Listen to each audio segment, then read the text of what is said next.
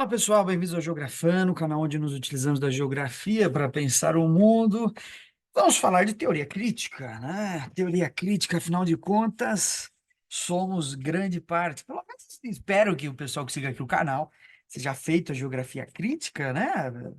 Apesar de ser um marco aí hegemônico dominante do pensamento geográfico, muitos talvez, que se dizem aí expoentes, ou pensadores, ou adeptos da geografia crítica, parece ter esquecido o que significa crítica, né? Afinal de contas, o que é crítica? Como nós podemos trabalhar essa noção de crítica? Como podemos operacionalizar uma noção que dê conta dessa palavra que é gigantesca, né? Na verdade, poderíamos ter, e já temos, muitos livros para dizer o que é crítica e as formas que a crítica pode assumir, né? Vamos relembrar Kant, né? Kant, geógrafo, né? Também geógrafo.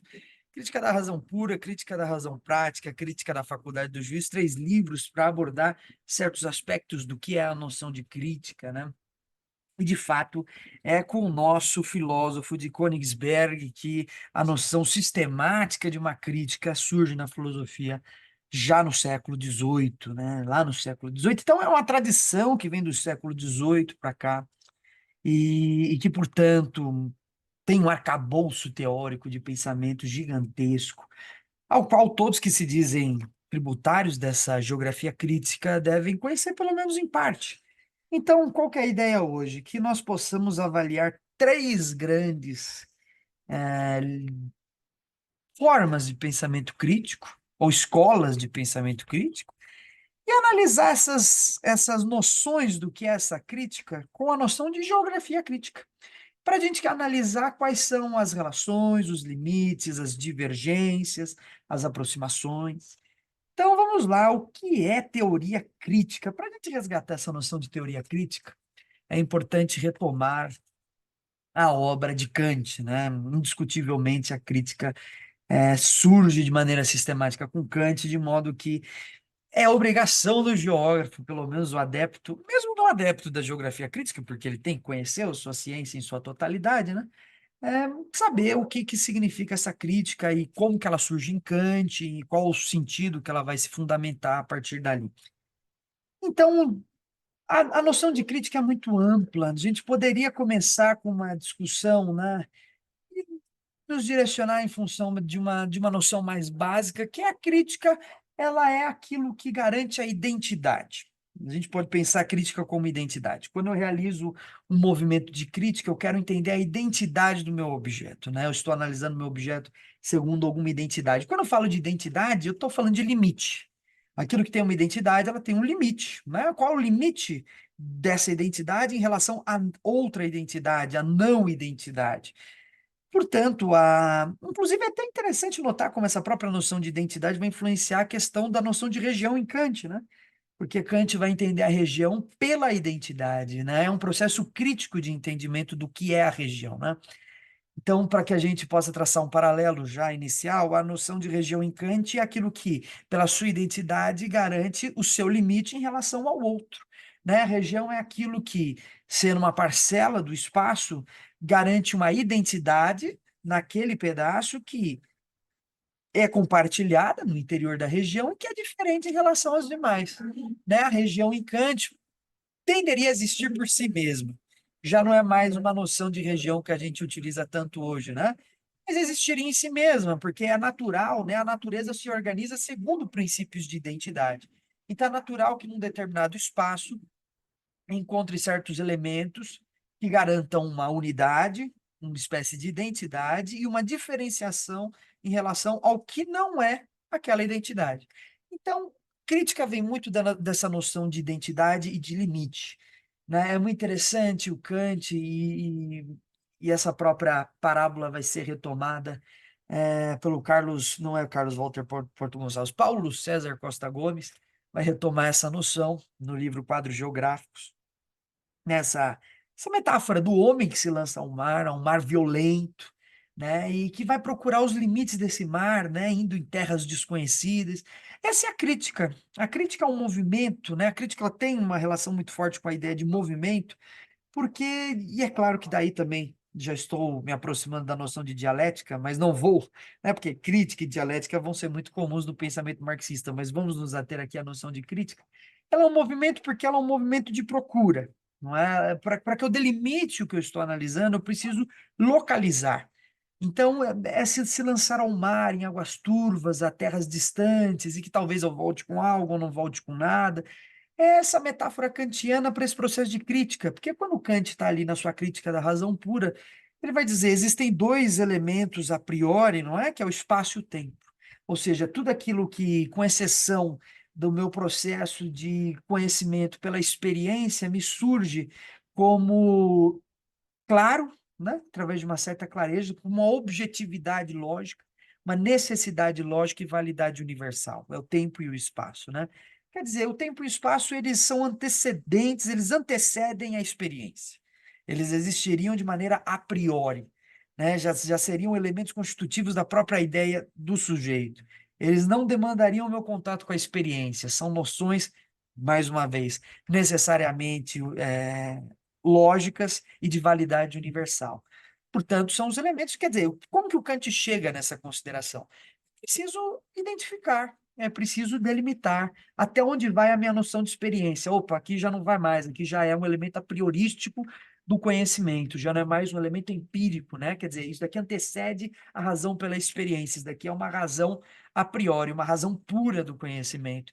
Então, o movimento de crítica, né, é esse movimento de procura de delimitação, de diferenciação, de identidade. Portanto, né, é algo até importante pensar que para a teoria crítica, e disso, né, o Kant ele leva isso para o restante da teoria crítica, uma noção de delimitação do conceito. É preciso saber bem trabalhar a linguagem, o conceito, até onde vai isso que eu digo, né? O que é muito característico do pensamento alemão, né? Essa noção de que eu preciso muito bem delimitar, que eu preciso de uma análise aprofundada a respeito do meu objeto, né? Isso depois, por exemplo, vai retornar em Hegel e em Marx, né? Quer dizer, eu preciso, de formas diferentes, mas que eu preciso ter uma noção dos limites dos objetos ao qual eu estou estudando. Então, é uma noção kantiana muito importante, que nos lembra o tempo todo algo que é fundamental na filosofia, que é o conceito, né? O conceito é fundamental. Eu preciso saber até onde aquilo vai. Eu preciso, quando eu digo espaço, eu preciso ter noção exatamente o que é esse espaço que eu estou dizendo, quando eu digo espaço geográfico. Então, a noção de crítica, ela tem uma base epistemológica muito forte, né? Justamente porque ela surge como crítica do conhecimento, né? Crítica da razão pura. Então, essa crítica do conhecimento são os limites da razão, os limites do conhecer, até onde eu posso conhecer. Isso é muito importante para a geografia e para a geografia crítica, né? Quer dizer, quais são os limites do meu conhecimento.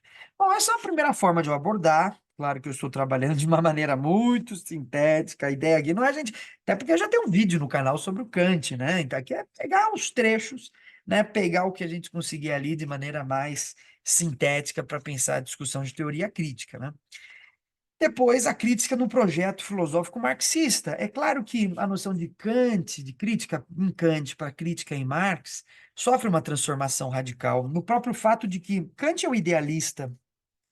Kant, assim como Hegel, eles têm a ideia de que o conhecimento ele surge como numa prospecção de ideias, né? O ato de conhecer é o ato de refletir, uma reflexão individual, uma meditação cartesiana, né? Como Descartes, né? Uma meditação metafísica. Tudo isso, o conhecimento ele tem um acesso pela ideia, né? Mais uma vez também uma noção platônica, né? A ideia me leva ao conhecimento e numa autorreflexão interna. Em Marx, essa noção de conhecimento não faz mais sentido. O Marx ele vai entender que o conhecimento ele tem os limites na experiência prática. O Marx, de alguma forma, ele está retomando algumas ideias empíricas, mas na noção de materialismo dialético histórico, que também não vamos analisar aqui em profundidade. Mas basta saber que o conhecimento para o Marx ele tem uma função social, né? O conhecimento na noção marxista não é um conhecimento que é resultado de uma autorreflexão, de ideias. Vamos relembrar a famosa frase da ideologia alemã, né? Não é o conhecimento do homem que determina o ser social, mas o ser social que lhe determina o ser. Uma discussão epistemológica e ontológica, né? O ser. Então, quer dizer, para o Marx, o limite do meu conhecimento é o limite do meu mundo, e as relações do meu mundo, as relações do meu cotidiano, minhas relações de trabalho, fundamentalmente, vão esclarecer o modo como eu vou enxergar esse mundo, né? A ideologia é a ideologia do trabalho, são as formas como a alienação se constitui pelo salário, são as relações ideológicas de dominação que surgem para justificar uma sociedade tal como ela é o fetichismo, né, que está por trás da noção de mercadoria, é a coisificação do outro, né? Aí entram vários aspectos importantes da teoria marxista para eu pensar o que é o conhecimento, os limites do conhecimento e esse ser que conhece, né? Agora, a noção de crítica em Marx é interessante, porque ela surge, então, não pode surgir desligada desse contexto de uma crítica que é também crítica social. Portanto, a crítica em Marx, quando Marx está pensando a origem das palavras, a origem dos conceitos, ele não pensa isso desligado da sociedade e do modo de produção. O modo de produção ele vai explicar em grande parte os limites do pensamento, os limites da linguagem, né, os limites do conceito, os modos dominantes de entendimento do mundo são os modos dominantes fabricados, né, a partir das relações entre as classes. E é claro que aí entra a questão da consciência de classe, o fato de que as classes baixas acabam, né, a classe trabalhadora acaba adaptando grande parte do pensamento da classe dominante, reproduzindo numa alienação, numa ideologia, essa forma dominante de pensar, né? Então, daí é claro que a classe trabalhadora passa a defender os interesses da classe que domina, né, dos dominadores. Né? Aí está a base do conceito de alienação, de fetichismo, por aí vai. Portanto, a noção de crítica marxista é uma noção que, no seu processo de entendimento do conhecimento, não descarta as relações sociais. O conhecimento ele é tributário de uma forma específica de organização social e, portanto, ela surge também como crítica social. No meu processo de analisar os limites do conhecimento, no meu processo de analisar os limites do entendimento do mundo, eu não sou capaz de analisar o conhecimento, os limites e o ser que conhece desligado de uma crítica à sociedade capitalista ou ao modo de produção dominante. Então, quando eu falo crítica marxista, eu estou falando de uma crítica que é materialista, que trabalha com o concreto, de uma crítica que não pensa desligada das relações sociais, diferente do Kant, né, que faz uma reflexão interna de ideias, de uma crítica que propõe, inclusive, dado a sua forma de criticar, necessariamente nós temos a noção de que é uma crítica que propõe um telos de superação. É uma crítica que, então, identifica dessa forma de organização social as suas formas de dominação e que, portanto, tem um princípio ético que é o princípio de superação dessas formas. Então, a crítica marxista, ela vem de um movimento de análise que propõe os limites de uma relação de produção de conhecimento que está relacionada às formas de relação entre indivíduos, nas formas de relação da produção social e que, portanto, propõe uma forma de superação, né? Um estágio que vá além do estágio atual de coisas, com um princípio ético de uma sociedade que se pretende ser melhor do que é. Muito bem. Então, a crítica marxista, que já vai muito na esteira da Escola de Frankfurt. Claro que aí a gente tem várias gerações na Escola de Frankfurt. Vamos pegar a geração Adorno, Horkheimer, Walter Benjamin, né? Herbert Marcuse, que é essa geração que caracterizou grande parte ali da teoria crítica. Bom, é muito tributária do pensamento marxista, só que é claro que a escola de Frankfurt, ela é uma escola de ensaístas, né? Então, portanto, ela acaba aproximando diferentes noções filosóficas. Quando a gente pega um teórico como Adorno, ou Horkheimer, né? A gente vê ali a importância, por exemplo, do pensamento pessimista, o Schopenhauer, o Nietzsche, a psicanálise, o Freud, né? A gente vê grandes influências desses pensadores aí, para além do que é só o pensamento marxista. O que é muito interessante, porque o próprio Marx ele foi além, né? Ele juntou diversas escolas muito conflitantes, né? Em algum momento a gente pode pensar isso, né? Mas o Marx ele junta diversas escolas conflitantes. Ele vai juntar o romantismo e idealismo alemão com o socialismo francês, com o liberalismo inglês, que são três coisas que, a princípio, não mantêm qualquer tipo de relação comum, são extremamente contraditórias. Então, Marx também é um ensaísta nesse sentido, né? Ele aproxima essas diferentes escolas numa escola específica, que é o marxismo. É claro que a Escola de Frankfurt vai se apropriar de diversas ideias que, como Marx fez, são interessantes, né? A gente não pode transformar o método numa metodologia, quer dizer, não podemos transformar num método único, né? Um método único que seja aplicado a tudo. Existem contribuições de diferentes escolas, de diferentes pensadores, que nós temos que levar em consideração na hora de elaborar a nossa teoria da sociedade. Então, Escola de Frankfurt, como a gente pode pensar? Vou pegar aqui, pincelar um autor mais específico, Herbert Marcuse, que tem lá o seu livro Ideologia da Sociedade Industrial, ou O Homem Unidimensional, como depois ficou conhecido, que é um livro que está falando da extinção do indivíduo, né? O indivíduo deixa de existir, e de todo o conjunto de como essa sociedade industrial, né? E retomando, inclusive, uma discussão muito importante, né? Que o Adorno faz com Horkheimer, que eu já falo na sequência, né? Que é a teoria tradicional e teoria crítica. Um texto, inclusive, que eu acho que saiu na coleção Os Pensadores, né? No livro maior, né? Então, o Herbert Marcuse ele vai dizer que a teoria crítica ela é caracterizada por duas questões fundamentais. Primeiro, os limites concretos do que é capaz de se fazer a partir da realidade prática, ou seja, o que eu posso fazer a partir das condições atuais de sociedade que eu tenho? Quais são os elementos aqui que eu tenho que me permitem realizar transformações? Quer dizer, ele está fazendo aqui a crítica, inclusive, ao idealismo. Não adianta sonhar com uma sociedade futura, melhor não, a gente tem que pensar as nossas condições práticas. Então, é fundamental para a teoria crítica pensar os limites práticos da minha atuação, do concreto, do possível. E, em segundo lugar, a felicidade. Maneira interessante, então, de ver a teoria crítica, né? Felicidade é uma direção suprema do que eu estou planejando. Quer dizer, então, felicidade aqui o próprio Marcuse não vai definir em grande profundidade, mas seria importante para a teoria crítica, e daí a sua aproximação com a psicanálise, a definição do próprio conceito de felicidade. O que que é essa felicidade, né? Quer dizer, um sistema que produz uma felicidade subjetiva na noção de consumo. Então, isso é a realização da teoria crítica, né? Então, são questões a serem debatidas. E, é claro, teoria crítica e teoria tradicional, texto aí clássico, Adorno e Horkheimer. Basicamente, a diferença entre uma e outra é o fato de que a teoria crítica ela propõe uma superação. A teoria tradicional ela se conforma com o mundo tal como ele é. O mundo tal como ele é tá bom. Né? E é claro que toda a ciência que é produzida hoje é produzida segundo uma teoria tradicional, né? Porque a partir do momento em que se não propõe modelos de superação, formas de superação, ou que no momento em que se escreve já não se indica as formas pela qual o seu trabalho está ali sendo atravessado por relações de dominação, né? No momento em que eu me alieno da sociedade, seja onde for, né? Seja na física, na química, na biologia, a partir do momento em que eu penso o meu trabalho como algo desligado da sociedade, eu me rendi à teoria tradicional, né? Eu não proponho uma superação. As coisas tal como estão perfeitas, né? Teoria crítica, então, ela propõe uma superação. Ela necessariamente ela tem que ter um caráter revolucionário, no sentido de que, ó, daqui para frente eu preciso de um outro modelo.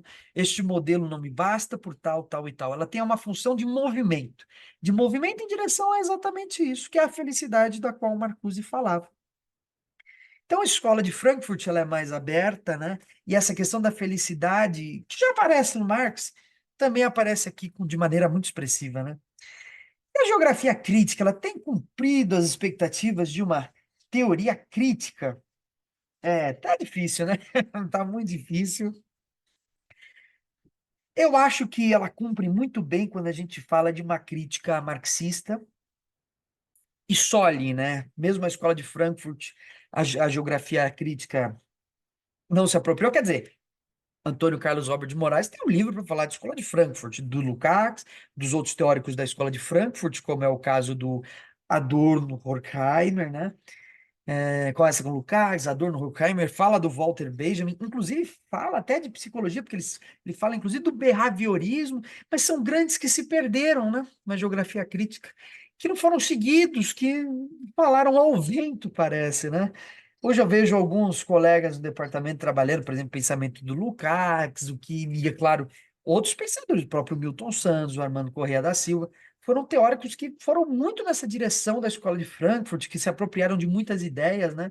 É indiscutível os paralelos entre Marcuse e Milton Santos, né? A ideia de um marxismo estruturalista, por exemplo, e isso é uma coisa que a gente olha e que hoje não tem sido mais seguido tanto à risca. Nós vivemos um contexto onde, na geografia crítica, um marxismo ortodoxo é mais operante, né? É mais aparece, inclusive até mesmo o marxismo, vamos dizer assim, mal trabalhado muitas vezes, né? Um marxismo assim, parece que a pessoa abriu o Capital, escolheu dois capítulos, pincelou dois conceitos e está pronto, né? E se aquele debate aprofundado.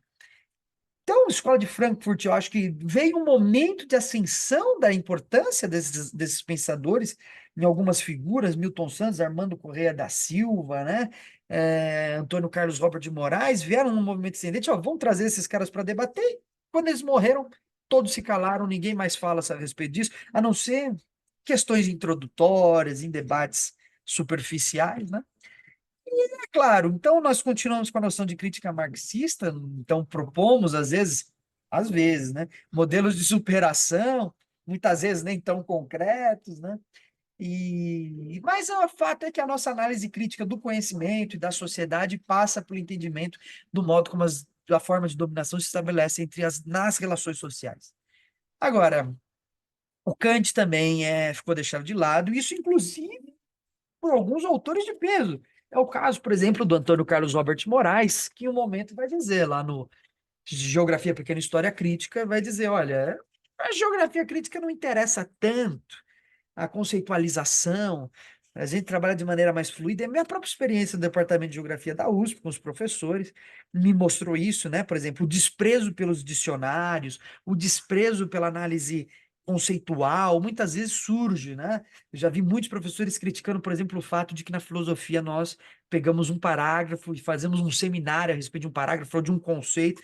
Isso é importante para a teoria crítica, né? Quer dizer, a noção de crítica, como desde o momento inicial venho expondo aqui, é uma noção que precisa entender o limite.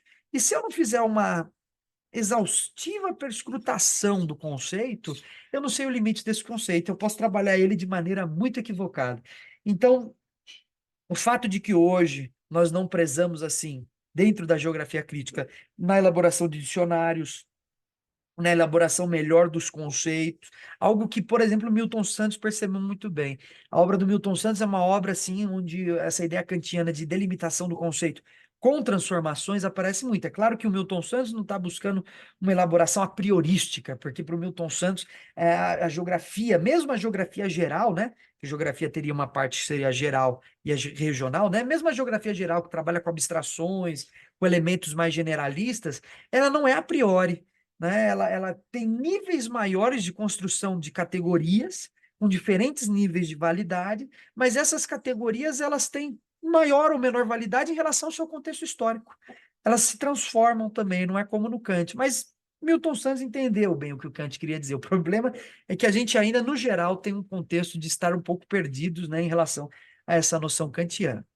Então, ainda falta muito entender o Kant na geografia, buscar esse geógrafo e filósofo que é tão importante na delimitação de conceitos. Bom, o que é o espaço, como eu entendo espaço geográfico, paisagem, entender isso, mas não nessas discussões que a gente tem, geralmente, muito preliminares, muito superficiais, né? Se a gente pegar um livro ali, que é um livro básico na obra do Milton, simples de se ler, sim, simples em relação ao contexto da obra, não é um livro simples, não. Em relação à sua obra, é dito um livro mais simples. Eu acho que ele não é tão simples, não.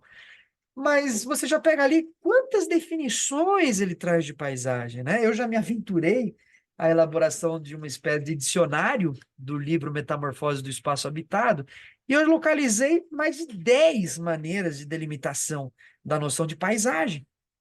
Então, é realmente é complicado. A gente precisa, de alguma forma, retomar essa noção kantiana sem se desligar da noção marxista, para analisar os limites do que é esse conhecimento social, certo? Então, a noção de preciso exaustivamente entender a conceitualização, né? Entender os conceitos, isso é muito importante que a gente retome. Enfim, temos aí, é claro que é nossa obrigação retomar essas ideias e tentar construir uma geografia nesse caminho.